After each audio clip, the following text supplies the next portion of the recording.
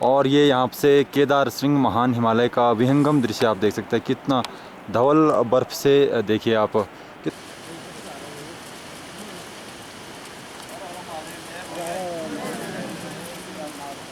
जय केदार, जय केदार। बहुत बढ़िया, बहुत बढ़िया। और एक नए जो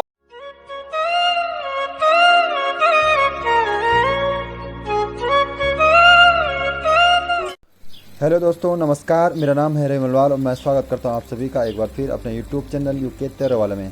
दोस्तों, हमने केदारनाथ की यात्रा की लगभग 2 महीने पहले और वहां पर हमने 3 ब्लॉग शूट किए। आपने वो देखे होंगे। अगर जो भी नए लोग हैं उन्होंने नहीं देखे तो कृपया आप मेरे यूट्यूब चैनल को विजिट करके केदारनाथ के वो 3 ब्लॉग देख सकते हैं। काफ़ी इन्फॉर्मेशन आपको उसमें मिल जाएगी। ये वीडियो काफ़ी लेट में पोस्ट कर रहा हूँ क्योंकि थोड़ा सिचुएशन ख़राब होने के कारण, लेकिन मैंने सोचा कि ज़रूर मुझे पोस्ट करना चाहिए जब मैंने वीडियो बनाया है आप लोगों के लिए। तो ये केदारनाथ में हमारा लास्ट दिन था और इसके बाद हम अपने घर के लिए रवाना हो रहे थे। लेकिन मौसम देखिए कैसा हो रहा है, पीछे बादल लगे हुए हैं। और केदारनाथ की सबसे बड़ी खासियत है कि यहाँ का मौसम कभी भी चेंज हो सकता है। यहाँ पर कभी भी बारिश आ सकती है। ये केदारनाथ का में लगभग सबसे पुराना भवन है जो कि आपदा के बाद भी यथावत बना हुआ है। और अब हम बाबा केदार के दर्शन करके वापस जा रहे हैं। और इस तरफ आश्रम है, वहाँ पे हमारे मित्र हैं लक्ष्मण भाई। उन्होंने कहा है कि आप यहाँ पे आएँ, थोड़ा हमसे मिल के हम जाएंगे चाय पानी पी के। और पुल क्रॉस करके उस तरफ यहाँ पर काम चल रहा है। Okay, thank you. और ये पुल का निर्माण हो रहा है यहाँ पर, ये देखिए। और इधर से वासुकी ताल से निकलती पावन धवल दूध गंगा की धार जो यहाँ पर मंदाकिनी में मिल जाती है।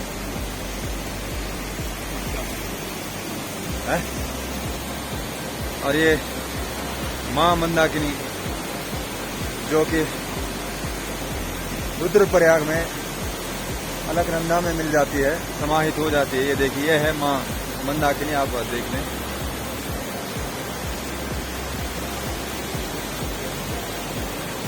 और यहाँ पर दूध गंगा मां मंदाकिनी में समाहित हो रही है।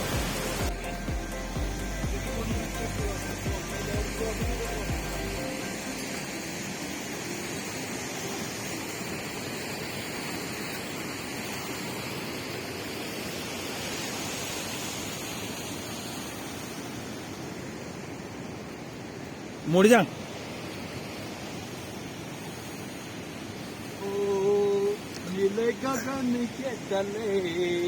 और यहाँ पर महाराज बाबा जी का हो। और यहाँ से दूर से आप केदार नगरी को देख सकते हैं। पीछे देखिए कोहरा लगा हुआ है। महान हिमालय दिखाई नहीं दे रहा क्योंकि मौसम फिर से बारिश का हो गया है। इस तरफ से आप देख सकते हैं। इसके ऊपर, ठीक ऊपर पीछे वासुकी ताल है। यहाँ से लगभग 8 किलोमीटर का ट्रैक। और ये धवल दूध गंगा वहाँ से निकल रही है।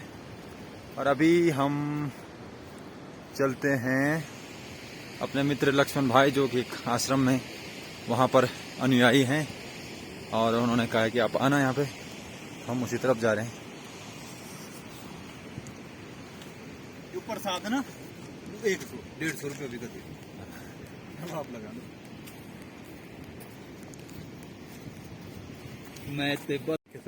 और ये सुंदर यहाँ पर इसे बड़ी माता मंदिर, श्री बड़ी माता मंदिर यहाँ का नाम है। और ये देखिए हम जा रहे हैं। और ये यहाँ पर महाराज जी का आश्रम है। हम यहाँ पर पहुँचने वाले हैं अभी। हमारे मित्र लक्ष्मण भाई यहाँ पर अनुयायी, ये है श्री लक्ष्मण जी। और लक्ष्मण जी के सौजन्य से पहले मैं महाराज जी को कोटि कोटि नमन और वीरभूमि समाचार की तरफ से हार्दिक अभिवादन करता हूं और हार्दिक नमन करता हूं। और सबसे मैं शंकर प्रसाद तिवारी, पहला सवाल आपसे यही पूछेंगे कि जो हमारा शाश्वत सनातन और सत्य धर्म है, उस धर्म की अभी क्या स्थिति है और हम आगे उसमें क्या होना चाहिए?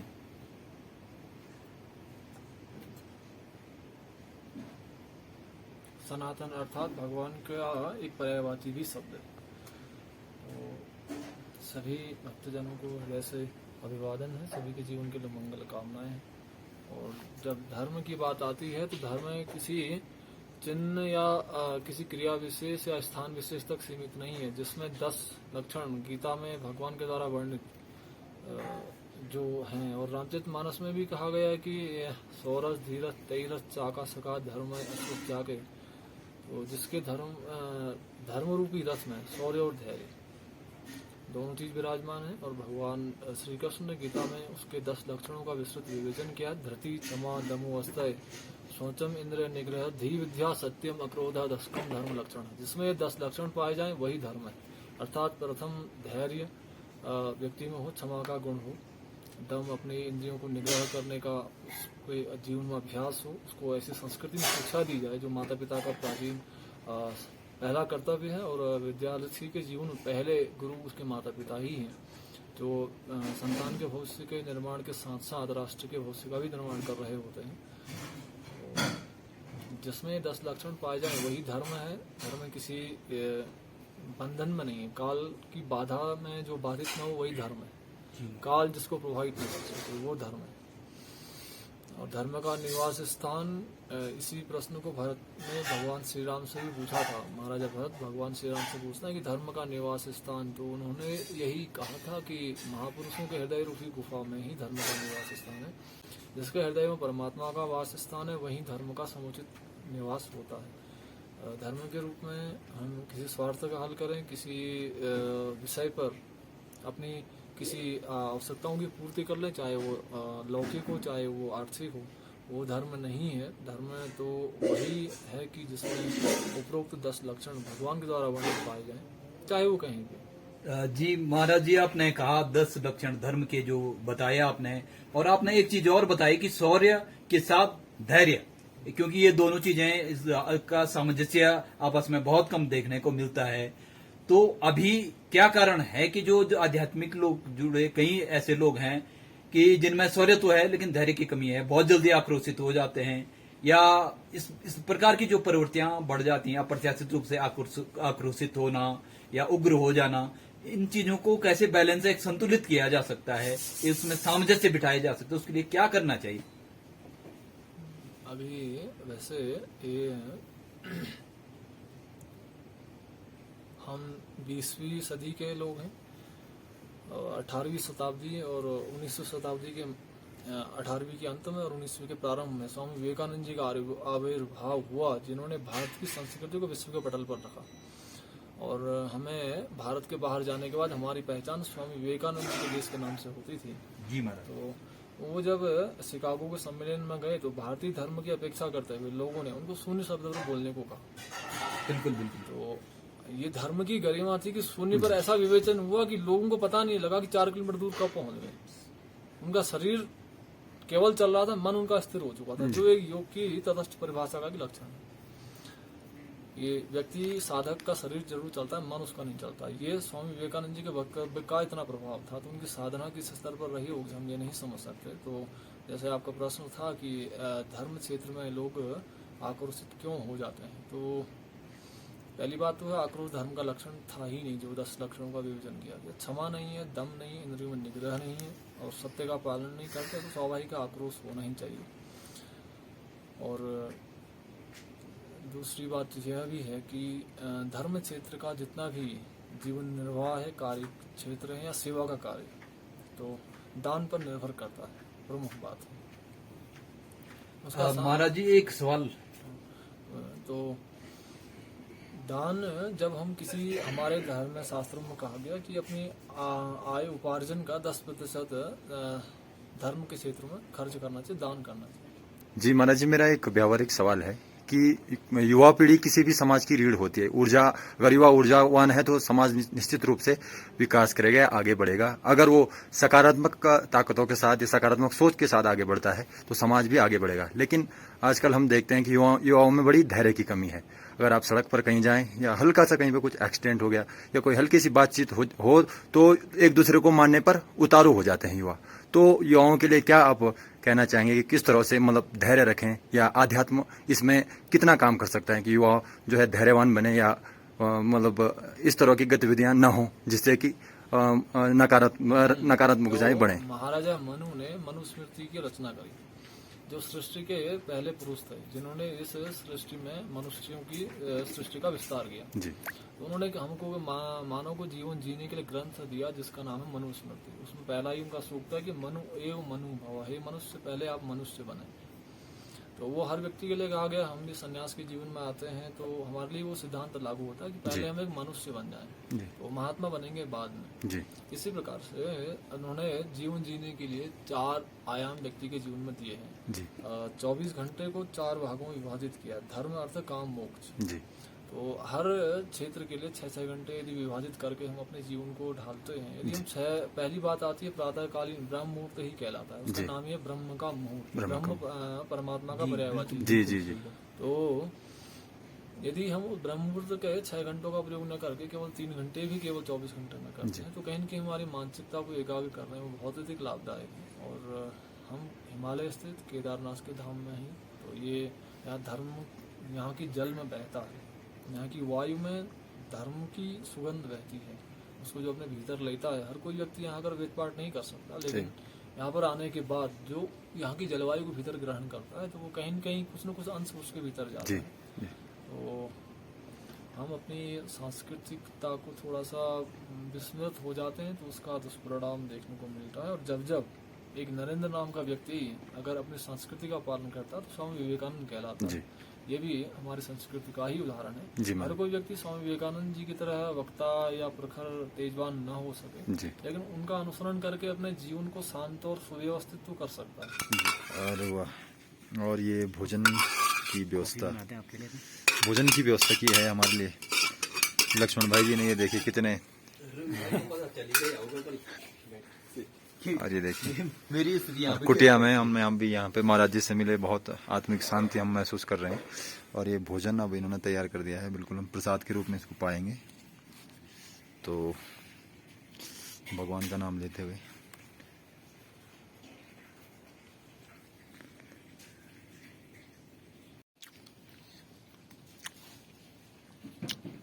और ये जो भोजन लक्ष्मण भाई ने तैयार किया है इसमें उन्होंने मूंगफली और जीरे का तड़का लगाया। और ये है जंगोरा, बहुत ही पौष्टिक और शुद्ध, बहुत ही बढ़िया बनाया है उन्होंने।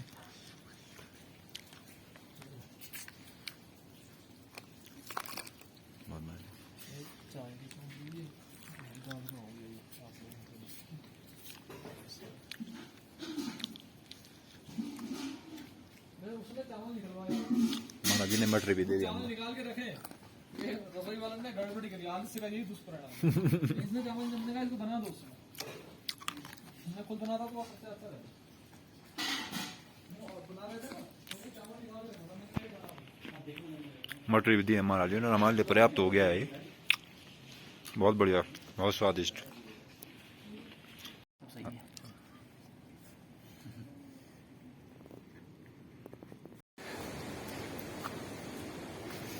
समय 4:45 हो चुका है और काफी लेट हो गई हमें अब नीचे जाने के लिए। अभी हम केदार में ही हैं और हम स्वामी रामदास जी के आश्रम में गए थे। वहाँ पे महाराज जी से मिलके बहुत आत्मिक शांति मिली हमें।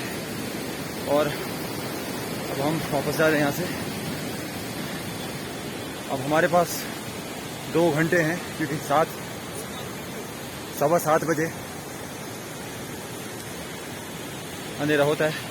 ये माँ मंदाकिनी बहरी आपको दिखा दूँ यहाँ से। ये देखिए पुल बना है और यहाँ से हम आगे बढ़ेंगे।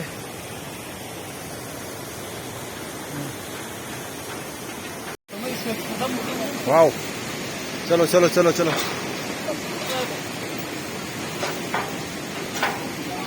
और यहाँ पे पुल निर्माण का काम चल रहा है और ये देखिए भाई लोग काम कर रहे हैं। नवनिर्माण पुनर्निर्माण का काम जोरों पर यहाँ पर अपने भाई लोग काम कर रहे हैं। और जल्दी आसानी नहीं अपने दोनों के साथ जल्दी ये काम पूरा हो जाएगा। और अगली बार जब हम यहाँ पे आएंगे तो हमें एक नया और बेहतरीन यहाँ पर देखने को मिलेगा, नज़ारा देखने को मिलेगा। बिल्कुल पुनर्निर्माण के लिए, पुनर्निर्माण के लिए जो प्रयास कर रहे हैं, यहाँ से चलते हैं हम। और फिर फोटो काटूंगा यार तुम्हें। Oh my God. अब यहाँ पर से अंतिम दर्शन जो है यहाँ, उसके बाद परसों भगवान कितना बेहतरीन महसूस बाबा हुआ। केदारनाथ का मंदिर अब हमें यहाँ पर से नहीं दिखता है, क्योंकि ओम घोड़ा पड़ाव आ गया है। अरे हे भोलेनाथ परम पिता परमात्मा, जैसे तूने हमें यहाँ पर बुलाने की डोर लगाई, ऐसी हमारे पास हमारे सर के ऊपर आशीर्वाद बना के रखना। पुनः तेरे दर्शन होंगे। इस बार विकट परिस्थितियों में दर्शन किए, तूने डोरी लगाई और हम जैसे तैसे करके यहाँ पहुँचे, रात को पहुँचे और दर्शन भी हो गए शांतिपूर्वक ढंग से। हमने पूजा अर्चना भी कर दी। और हे प्रभु, ऐसी अपना आशीर्वाद हमारे ऊपर बनाए रखना। अभी मैं प्रणाम करते हुए आपसे आज्ञा लेता हूँ और निकलता हूँ नीचे की तरफ। जय बाबा केदारनाथ। फोटो भी काट लिया पर धीरे धीरे Here is the broadcaster with the beast. Okay. अलग मां मंदाकिनी आप देख सकते हैं ये घाटी में किस प्रकार बहती हुई। अब उतराई है, चढ़ाई तो हमने चढ़ी थी परसों रात को जैसे तैसे बारिश के मौसम में। अब उतराई का समय है और यहाँ से हम अब चलते हैं। बाबा केदार से विदा हमने ले ली है और टूटा हुआ होगा रास्ता। अब हम शॉर्टकट अपनाएंगे एक्चुअली यहाँ से। पता नहीं रास्ता कैसा है, लेकिन हम शॉर्टकट। अरे है भी कि नहीं है यार, वो कहाँ जा रहा है वो रास्ता सीधे।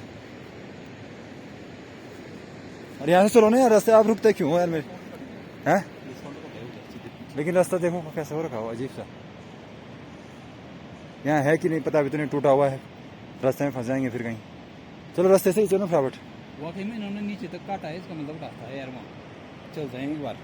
इस रास्ते से चलते हैं हम अभी ना। और हमने नीचे उतरने के लिए शॉर्टकट अपनाया है बीचों बीच। इससे हमारी दूरी कम से कम 3 किलोमीटर की कम हो जाएगी।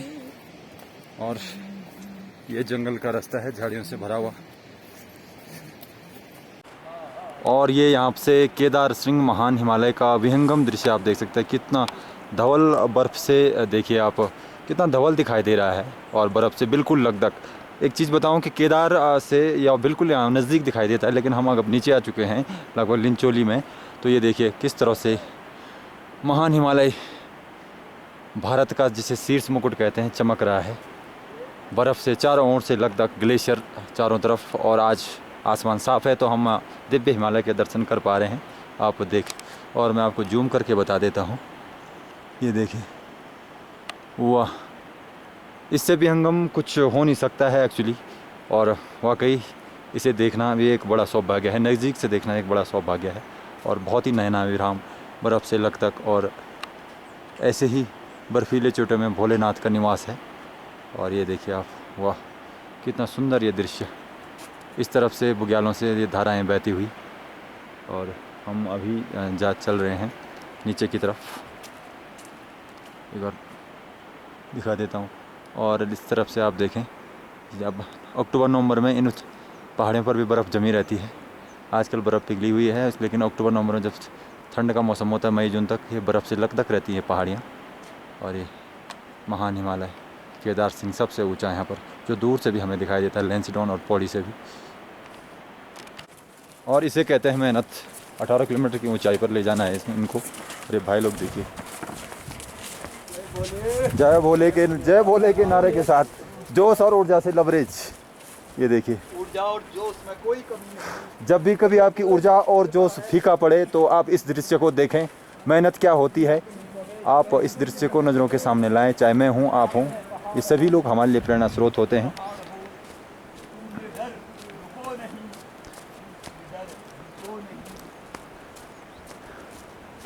और अभी हम बढ़ रहे हैं अपने गंतव्य की ओर, और ये सुंदर नज़ारे रास्ते भर में। ल्यावा चौमुखी दो बाती जलमीन स्वामी जी। इस तरफ बुग्याल, दोनों तरफ बुग्याल का दृश्य आप देख सकते हैं। आहा, ये हिमालय मुझे अपनी ओर आकर्षित कर रहा है। मैं पुनः आपको दृश्य दिखा दूँ। आहा,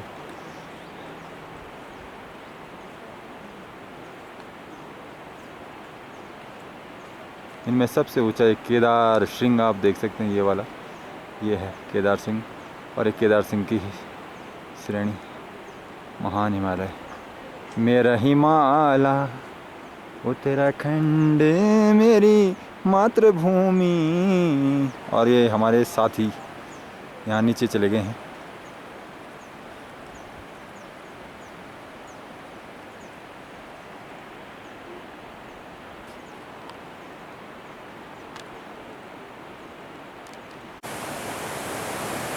और ये रास्ते में गुलाबी रंग के फूल खिले हुए हैं, मुझे तो इनका नाम नहीं पता, लेकिन कितना सुंदर ये फूल है आप देख सकते हैं।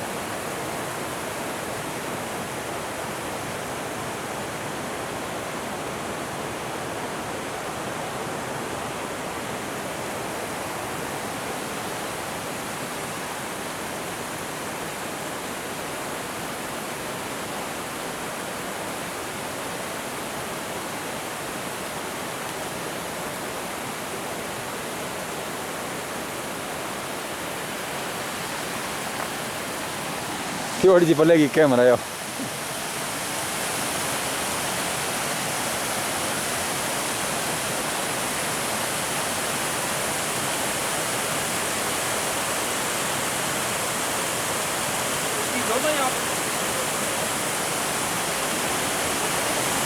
पानी पीना भी हो गया।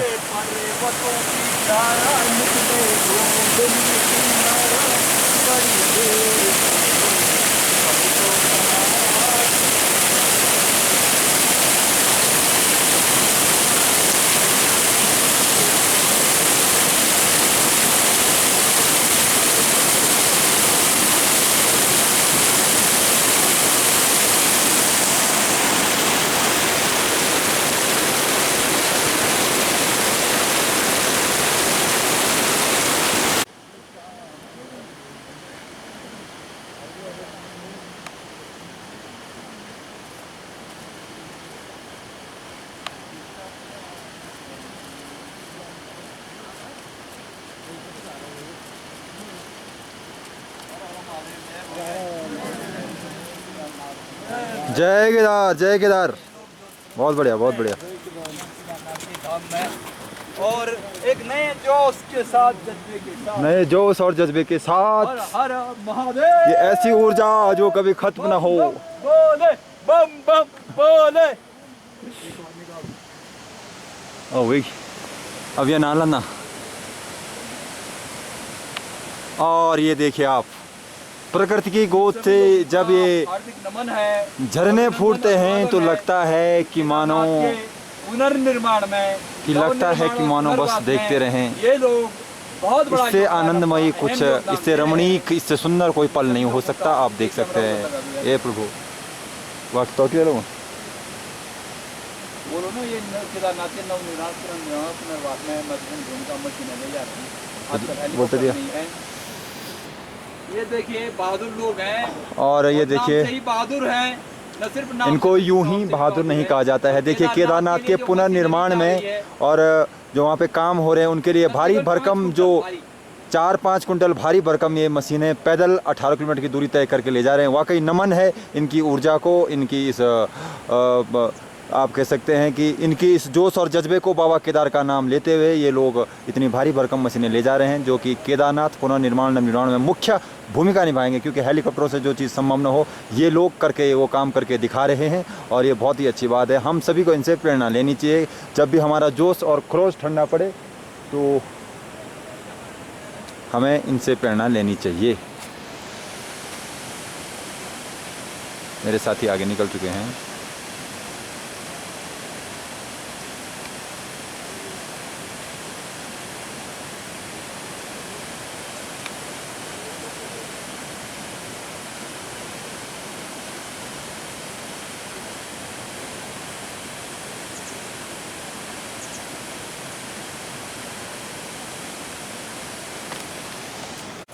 हम चाय पत्ती सिर्फ सीजन लाइन में हम पूरा रुद्रप्रयाग डिस्ट्रिक्ट में कर देते। तुमने नहीं जाम मतलब कुछ लोग होता हम अपने डिस्ट्रीब्यूटर बनाए थे ना, हम अपना। और यहाँ पे हम चाय पीएंगे। अभी गौरीकुंड यहाँ से 40 मिनट का रास्ता है। भाई सब चाय बना रहे हैं हमारे लिए।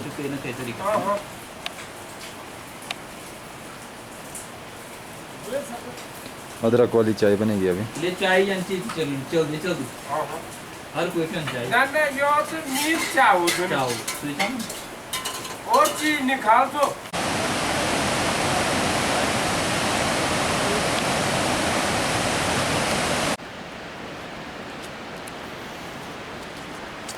और लाइट्स ये देख सकते हैं आप, जो स्ट्रीट लाइट लगी है कैसे ख़राब, और रास्ते पर लगभग काफ़ी जगह ऐसी लाइट्स ख़राब हैं और रात में चलने के लिए बहुत मुश्किल से मुश्किल। और ये देख सकते हैं आप जब जब जब किस तरह लाइट हो रही है।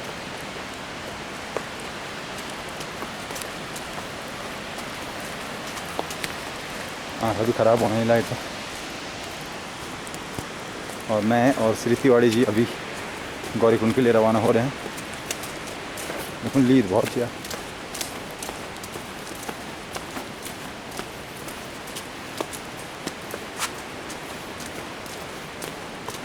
और लगभग अब यहाँ से कितना किलोमीटर है? 4 किलोमीटर रह गया गौरीकुंड, और नाइट स्टे वहीं पे होगा।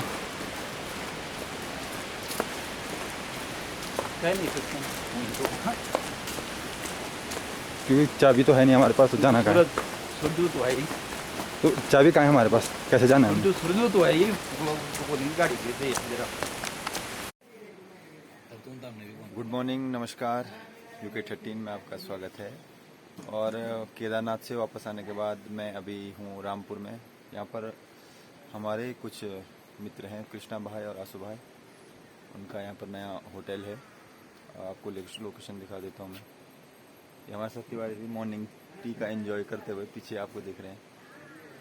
और एक सुंदर नज़ारा है यहाँ पे, बहुत अच्छी लोकेशन पे इनका होटल है। यहाँ पे आपको दिखा दूँ, ये रामपुर में है और अभी नया ही उन्होंने शुरू किया था। लेकिन अभी उसके बाद यात्रा बिल्कुल बंद है, तो यात्रियों यहाँ पर भीड़ भड़ाका कम है। लेकिन जब सीज़न चलेगा तो यहाँ पर बहुत ही अच्छा रहने वाला है, क्योंकि खाने की क्वालिटी और तमाम इनके पास वैरायटी है, चाइनीज़ से लेकर सारा इंडियन और हर प्रकार का खाना है। ये लोकेशन आप देख लीजिए, मेरे पीछे ठीक ये पहाड़ी है। और ये